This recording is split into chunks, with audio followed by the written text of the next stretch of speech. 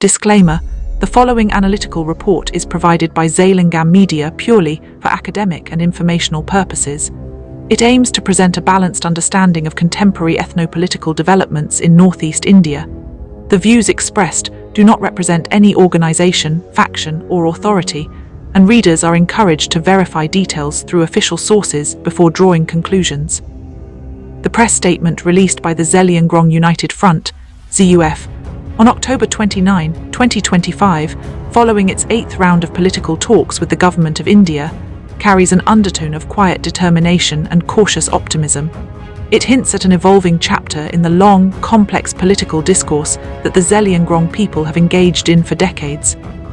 The tone of the release is both diplomatic and assertive, showing that ZUF is moving beyond the rhetoric of resistance toward the architecture of a negotiated settlement. The statement emphasizes mutual understanding between the Government of India and the ZUF regarding the history of struggle, grievances, and political right of the Zeliangrong people. Such acknowledgement by Delhi itself is no small feat, considering the layered web of ethnic, political, and territorial claims that define the Northeast.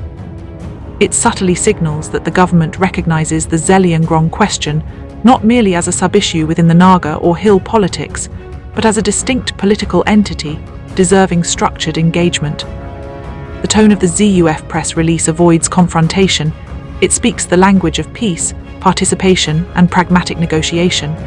The term structural framework used in the document is particularly notable. It suggests that discussions are no longer hovering around symbolic recognition or rhetorical promises, but have entered a tangible phase, likely involving the design of administrative, legislative, or developmental frameworks that could form the bedrock of a long-term settlement. Whereas previous talks in the early years may have focused on identity and representation, this 8th round appears to have shifted toward the mechanics of governance, how the Zeliangrong people might manage their own affairs within or alongside the Indian federal structure. This gradual movement toward practical models of self-governance reveals a political maturity both within the ZUF and among its dialogue partners in New Delhi. The mood within Zeliangrong circles. The ZUF's call for unity among Zeliangrong kindred people across Assam, Manipur, and Nagaland reflects both a cultural reminder and a strategic necessity. The Zeliangrong community, distributed across multiple state boundaries, faces the challenge of maintaining coherence in its political vision.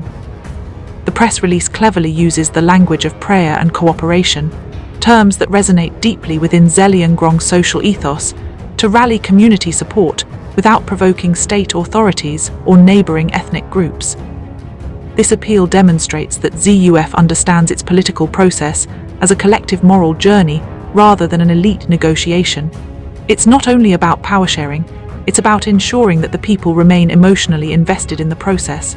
Such tone contrasts sharply with the aggressive posturing that sometimes characterizes other insurgent political groups.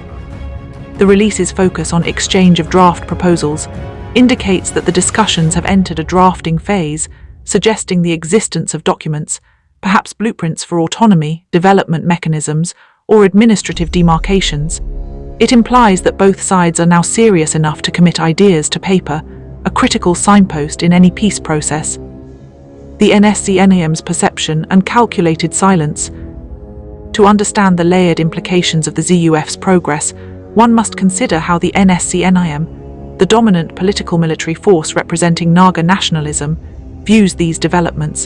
The NSCN IM's official response has been notably restrained, with no direct statement publicly criticizing or welcoming the ZUF's engagement. But silence in such political terrains often speaks volumes. For decades, NSCN IM has championed the concept of Nagalim, an envisioned homeland encompassing all Naga-inhabited areas across states and borders. The Zeliangrong areas, spread across Assam, Manipur, and Nagaland, form an integral part of that map. Thus, ZUF's bilateral engagement with the Government of India, outside the umbrella of NSCN IM, could be perceived as a subtle redefinition of territorial claims and authority. Within NSCN IM's internal logic, all Naga political aspirations are ideally routed through the collective framework of Naga sovereignty or shared sovereignty. The ZUF's initiative, therefore, might be seen as fragmenting or localizing that broader nationalist project. Yet, pragmatism has also reshaped NSCN IM's tone in recent years. The group's ongoing peace process, now in a prolonged stalemate over symbolic issues like the flag and constitution, has likely made them realize that the road to sovereignty is layered, and local settlements may become complementary rather than competitive. From a strategic viewpoint, NSCN IM may see ZUF's process as both a challenge and an opportunity. On one hand, if the ZUF successfully negotiates an administrative or developmental arrangement, it could inspire smaller Naga or sub-Naga groups to seek independent settlements, diluting NSCN IM's bargaining power. On the other hand, such developments might pressure Delhi to show greater flexibility in the larger Indo-Naga negotiations. In essence, NSCN IM's stance toward the ZUF process could evolve into a position of cautious monitoring. The organization is unlikely to overtly oppose the talks as long as ZUF's outcome doesn't undermine the idea of Naga integration. At the same time, it would resist any settlement that compartmentalizes Naga aspirations into smaller state-based solutions. A subtle redrawing of ethno-political landscape. The timing of ZUF's engagement also matters. The past few years have seen an ideological fatigue within insurgent circles of the Northeast. The romanticism of armed struggle has given way to questions of governance, legitimacy, and representation. Communities are now asking not who controls the gun, but who can deliver roads, education, and administrative justice. The ZUF's current tone resonates with this generational shift. Its focus on model of solution and pragmatic mechanism echoes the vocabulary of governance rather than revolution. The organization's media posture, issuing structured press statements through its Ministry of Information and Publicity, indicates a deliberate effort to appear as a proto-governmental institution rather than a guerrilla movement. This transformation of language and form mirrors global trends in peace transitions, where former armed groups rebrand themselves as political interlocutors. Meanwhile, for the government of India, engaging directly with ZUF adds another dimension to its Northeast strategy.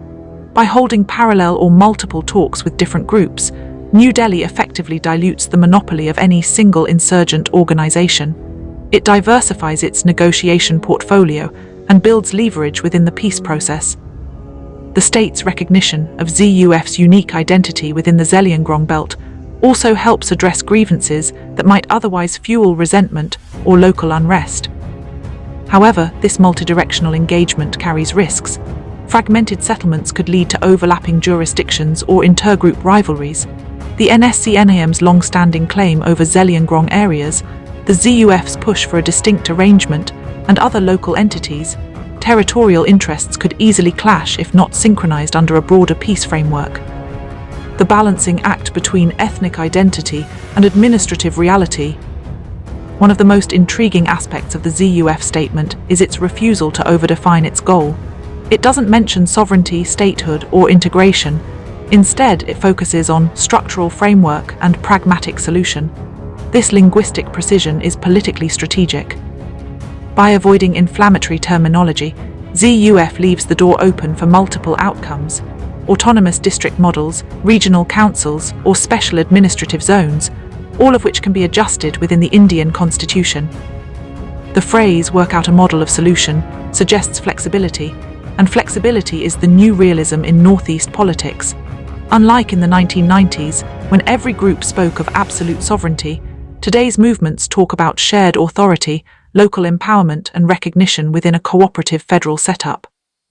In this sense, ZUF's evolving discourse can be seen as the next generation of political engagement: pragmatic, less ideological, more people-centric. For NSCN IM, this represents both inspiration and warning. Inspiration because it reaffirms that negotiations remain the main path forward. Warning because it signals that new actors are emerging who can negotiate directly without waiting for larger frameworks to deliver. The road ahead: coordination or collision. The coming months are likely to test how the ZUF and NSCN IM manage this silent overlap. The NSCN IM, despite its ideological weight, cannot afford to alienate smaller Naga and kindred groups like the Zeliangrong, Rongmei, or Liangmai communities, who form part of its traditional support base. Conversely, the ZUF cannot afford to appear as an instrument that fragments Naga unity. lest it lose credibility among those who still emotionally identify with the broader Naga cause. Much will depend on how both sides communicate, whether through confrontation or collaboration. A coordinated approach could see the ZUF settlement integrated as a sub-framework within a larger Naga political solution. A confrontational approach could, however, harden boundaries and lead to overlapping administrative claims. Delhi's handling of this equation will also be critical. If the centre manages to synchronize these negotiations, ZUF's dialogue, NSCN IM's framework agreement and smaller Naga group talks, it could create a layered yet stable peace architecture. But if handled poorly, it might create new political fissions, as seen historically in other regions where one group's peace became another's provocation. Conclusion: between aspiration and accommodation. The Zeliangrong United Front's October 2025 press statement represents more than a bureaucratic update. It is a symbolic turning point in the Northeast's evolving ethno-political narrative. It shows that armed resistance movements are gradually transitioning into institutional dialogues. It shows that communities once defined by rebellion are now shaping the grammar of governance. For the NSCN IM, this development is both reflective and instructive. It highlights that while ideology remains vital, adaptability defines relevance in modern geopolitics. The ZUF's engagement, therefore, might not threaten the Naga cause as much as it refreshes its approach, introducing a model of realism grounded in lived experience rather than grand narratives. The story unfolding between the ZUF, the Government of India, and the NSCN IM is, in many ways, a microcosm of the Northeast's larger destiny, a delicate dance between aspiration and accommodation, between identity and institution. The ZUF has taken a bold step onto that stage, and the ripples of its move are now being closely watched, not just in New Delhi or Hebron camp, but across every village and town that dreams of dignity, peace and self-determination under a just political order. Provided by Zalengam Media. Purpose: informational and analytical coverage of Northeast India's ongoing peace and political dialogues. Disclaimer: this content is for awareness and educational purposes only.